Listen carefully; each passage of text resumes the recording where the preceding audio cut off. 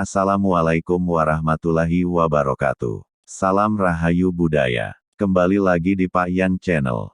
Kali ini Pak Yan akan mengisahkan perjalanan hidup para wali Allah, dengan mengambil cerita, perjalanan Pangeran Kajoran atau Panembahan Romo Kajoran, dalam mensiarkan agama Islam. Nah sahabat budaya, tidak perlu berlama-lama lagi, langsung saja kita ikuti kisahnya.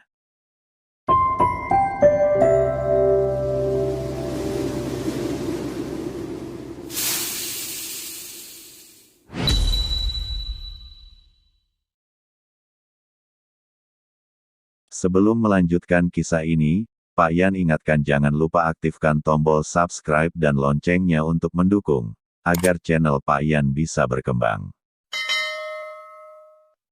Pangeran Kajoran atau Panembahan Romo Kajoran atau Panembahan Romo Ambalik adalah putra Pangeran Raden ing Kajoran Klaten, dengan Raden Ayu Wongso Cipto Putri Panembahan Senopati Mataram. Pangeran Kajoran mempunyai putra yaitu, istri Pangeran Trunojoyo. Nasab Pangeran Kajoran beliau masih keturunan dari Rasulullah Shallallahu Alaihi Wasallam, dengan silsilah sebagai berikut. 1. Nabi Muhammad Rasulullah Shallallahu Alaihi Wasallam. 2. Sayyidah Fatimah Az-Zahra Ali bin Abi Thalib. 3. Al-Imam Al-Husain. 4. Al-Imam Ali Zainal Abidin. 5. Al-Imam Muhammad Al-Bakir. 6. Al-Imam Ja'far Shadiq. 7. Al-Imam Ali Al-Uraidi. 8. Al-Imam Muhammad An-Nakib. 9. Al-Imam Isa Ar-Rumi. 10. Al-Imam Ahmad Al-Muhajir. 11. Sayyid Al-Imam Ubaidillah. 12. Sayyid Alawi Awal. 13. Sayyid Muhammad Sohibus Saumiyah. 14. Sayyid Alawi Ats-Sani. 15. Sayyid Ali Qoli Kosam. 16. Muhammad Sohib Mirbat. 17. Sayyid Alawi Amil Faqih. 18. Sayyid Amir Abdul Malik Al-Muhajir. 19.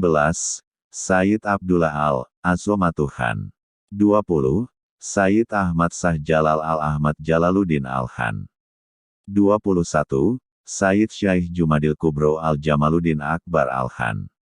22. Sayyid Maulana Ibrahim Asmorokandi. 23. Raden Ali Rahmatullah atau Sunan Ampel. 24. Pangeran Tumapel atau Sayyid Kambyah. 25. Sayyid Kalkum Pangeran ing Wot Galeh atau Panembahan Mas Adipati Ponorogo Kaping Kaleh Makam ing Ponorogo. 26. Pangeran Maulana Mas ing Kajoran atau Panembahan Agung Kajoran atau Sunan Kajoran Sinare ing Kajoran Klaten, menikah dengan Raden Ayu Panembahan Agung Kajoran Putri Sunan Pandanaran atau Sunan Tembayat. 27. Pangeran Agus Kajoran atau Raden Suroso atau Pangeran Bagus Srimpet Adipati Lasem pertama bergelar Adipati Tejokusumo pertama menikah dengan Putri Kiai Ageng Pemanahan. 28. Pangeran Raden ing Kajoran Klaten menikah dengan Raden Ayu Wongso Cipto Putri Panembahan Senopati Mataram. 29. Pangeran Kajoran atau Panembahan Romo Kajoran makam ing Kota Klaten. Raden Kajoran, juga dikenal sebagai Panembahan Romo, adalah seorang ningrat Jawa Muslim dan salah satu pemimpin utama pemberontakan Trunojoyo melawan Kesultanan Mataram. Dia memimpin pasukan pemberontak yang menyerbu dan menjarah Pleret, ibu kota Mataram pada bulan Juni tahun 1677. Pada bulan September tahun 1679, pasukannya dikalahkan oleh gabungan pasukan Belanda, Jawa, dan Bugis, pimpinan Sindureja dan Jan Albert Sluit, dalam pertempuran di Melambang, dekat Pajang.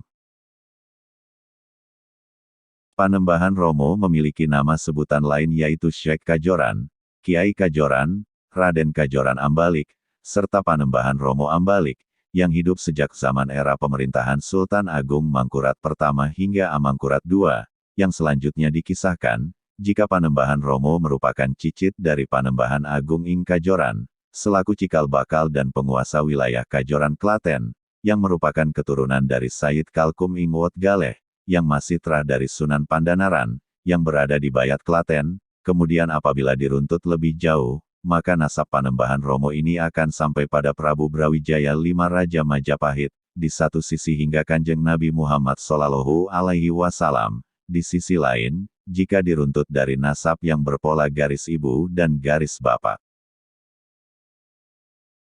Melacak silsilahnya melalui berbagai buku dan tulisan yang sudah tersebar luas saat ini, maka Panembahan Romo pada prinsipnya masih kerabat dekat daripada bangsawan Kerajaan Pajang maupun Kerajaan Mataram Islam, karena keluarga Kajoran selalu mempunyai relasi hubungan kekeluargaan melalui perkawinan. Misalnya satu di antaranya yaitu, Putri Pangeran Agung Ing Kajoran telah menikah dengan Pangeran Sindusena putra Raja Pajang Prabu Wijaya atau Pangeran Benowo. Dari berbagai tulisan, maka dapat terbaca jika Trah Kajoran memang menjadi trah yang cukup berpengaruh di lingkungan Keraton Mataram Islam. Selain karena faktor karisma keulamaannya, juga menyangkut relasi kekuatan trah, yang menyatu antara nasab Ki Ageng Pamanahan di satu sisi dan nasab Ki Ageng Giring di sisi lain. Berbagai catatan maupun cerita rakyat yang mengisahkan, jika Panembahan Romo memiliki kepribadian yang utuh sebagai seorang ulama, sekaligus sebagai seorang ksatria.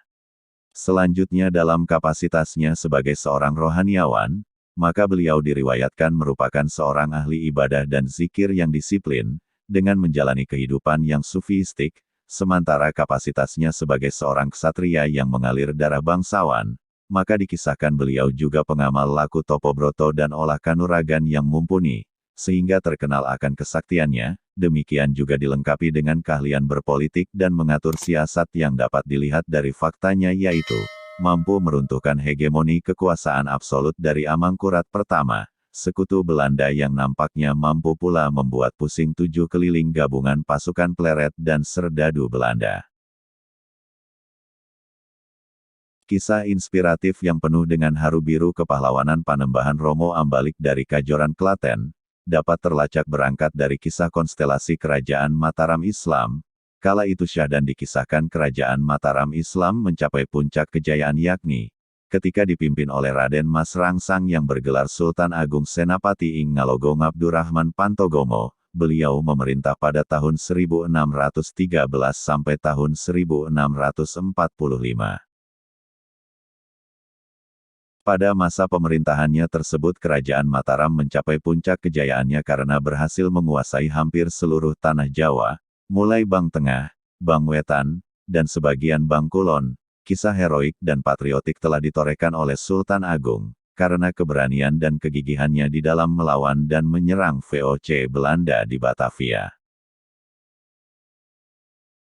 Pada masa kekuasaan Sultan Agung, diyakini mampu menciptakan konsep agraris yang maju dan tersistematik, yang di beberapa hal masih terpola hingga saat ini. Selain itu juga mencapai kemajuan dalam hal pengembangan syiar agama Islam karena secara terlembaga, mampu menciptakan kreasi dengan mengakulturasikan antara budaya lokal dengan usul fiqh Islam secara koheren dan elegan.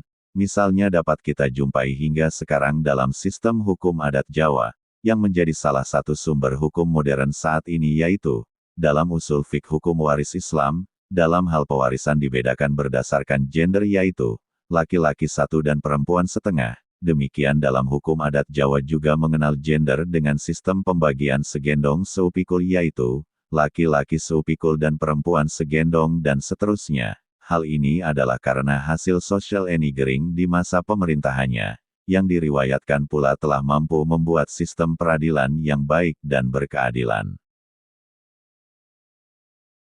Berkembangnya kesenian dan budaya juga tidak luput dari perhatian Sultan Agung, sehingga pada di masa pemerintahannya merupakan salah satu fase terbentuknya struktur perkembangan kesenian dan budaya, yang lebih dinamis untuk merangsang kreasi pengembangan oleh generasi berikutnya hingga saat ini. Namun yang paling melegenda atas diri Sultan Agung adalah, sikap heroiknya untuk melawan penjajah Belanda dengan tagline populer saat itu, Sak Dumuk Sak Batuk Sak Anyeri Bumi. Sepeninggal Sultan Agung, maka kekuasaan Mataram Islam beralih kepada Raden Mas Saidin, yang setelah berkuasa menyandang gelar Susuhunan Ing Alogo Kanjeng Susuhunan Prabu Amangkurat Agung.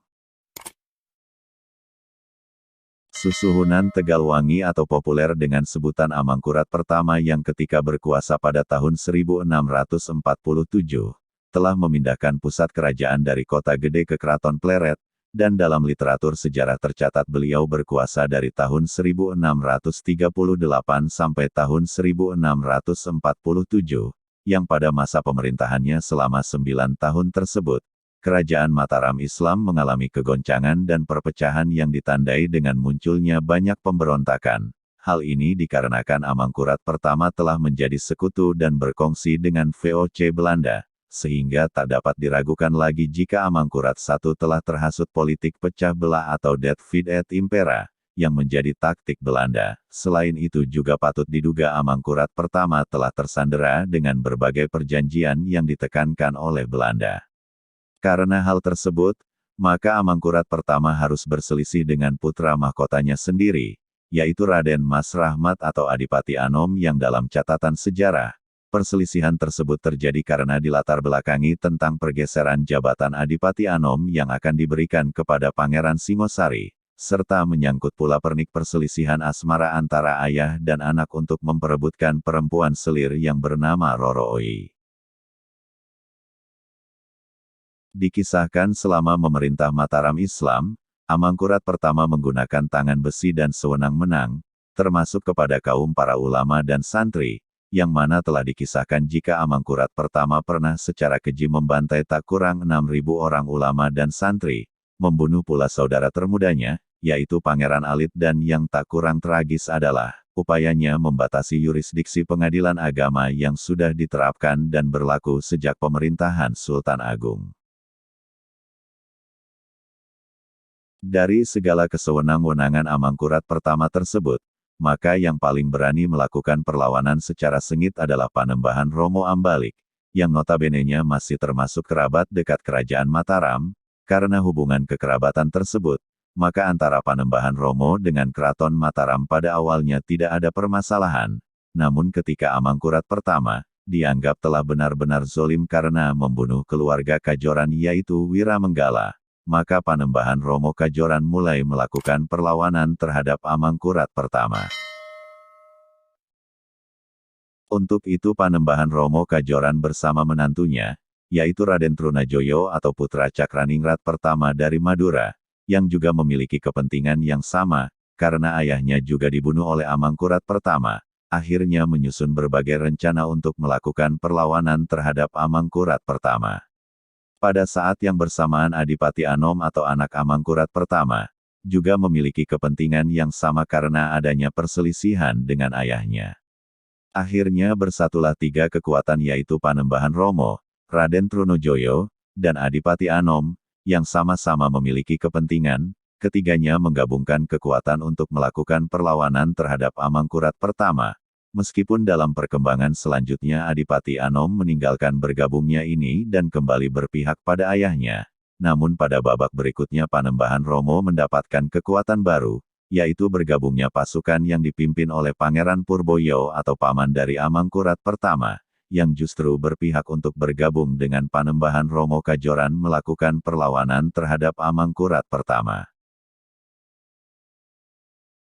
Diyakini jika Panembahan Romo Kajoran dalam melakukan perlawanan terhadap Amangkurat pertama dengan cara menghimpun, melatih, dan mendidik para santri, kiai dan rakyat Kajoran dengan dibekali ilmu agama dan ilmu kanuragan keprajuritan yang mumpuni, sehingga pasukan santri yang terhimpun dan tergabung dengan pasukan Raden Trunojoyo serta pasukan Pangeran Purboyo, pada akhirnya mampu mengalahkan pasukan Kerajaan Mataram Islam pada tanggal 2 Juni tahun 1677. Keraton Pleret berhasil direbut dan ditaklukkan, hingga membuat Amangkurat pertama harus melarikan diri ke Batavia untuk meminta bantuan kepada Belanda. Namun selama dalam pelariannya itu, Amangkurat pertama jatuh sakit hingga wafat dan dimakamkan di Tegalwangi, sebuah desa di wilayah Tegal. Sebelum meninggal, Amangkurat pertama sempat meminta bantuan Belanda untuk menuntut balas atas kekalahannya.